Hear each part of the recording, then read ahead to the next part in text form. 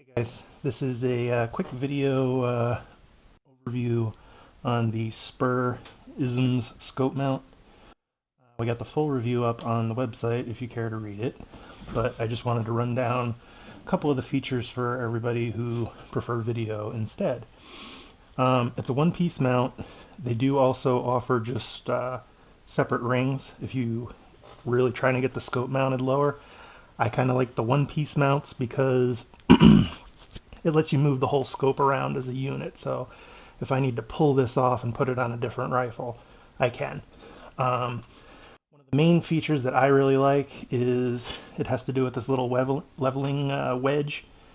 And what you do is when you're going to mount your scope, you slide this wedge up this little ramp right here, cutting the side of the mount. It makes contact with the flat underneath your scope.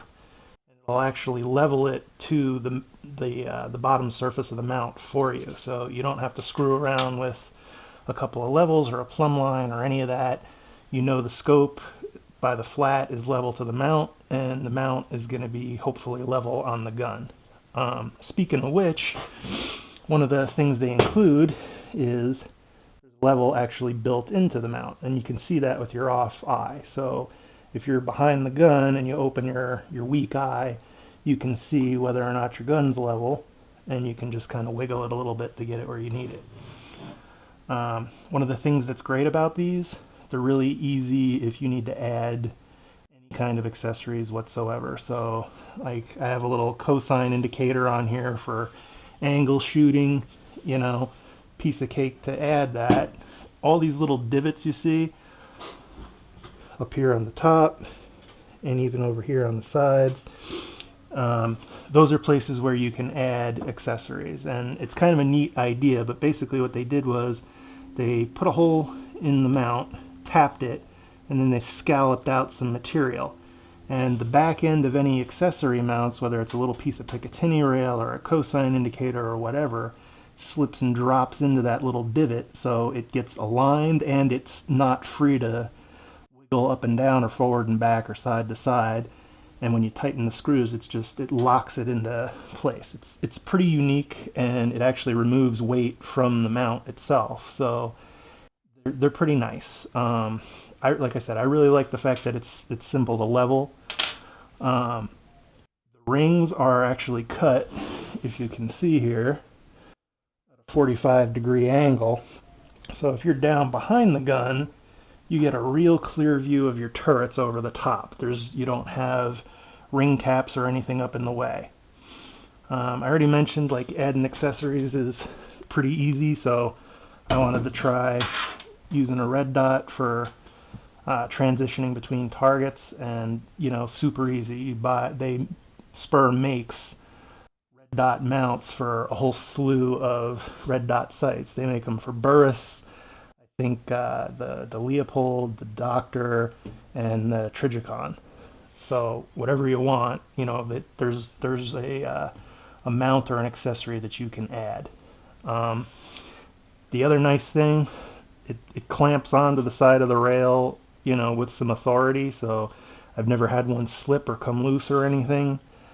The whole thing is just beautifully machined. You know, SPUHR does excellent machine work. Need to lap these or anything. They're ready to go out of the box. Drop the scope in it, level it, put it on the rifle, and you're ready to go. One of the other really good things, I think, is they recognize that there's a whole slew of different scopes and mounts and cant levels, so the model number's engraved on the side, and it even tells me, you know, this is a 0 MOA mount.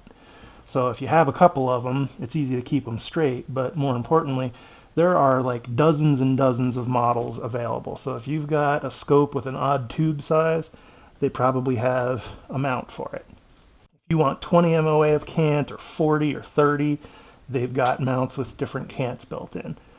So there's really, like, whatever scope you have, whatever height you need, or whatever length you need, because maybe you got a real bulky turret housing, like some of the US optics, and some of the German stuff I think has got a real bulky section there in the middle. They make scopes, and I remember people were talking about the Night Force Beast, particularly because that's real fat up here in the housing area.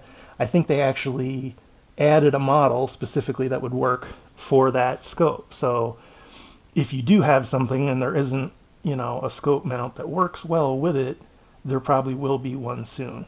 I can't say enough good things about them.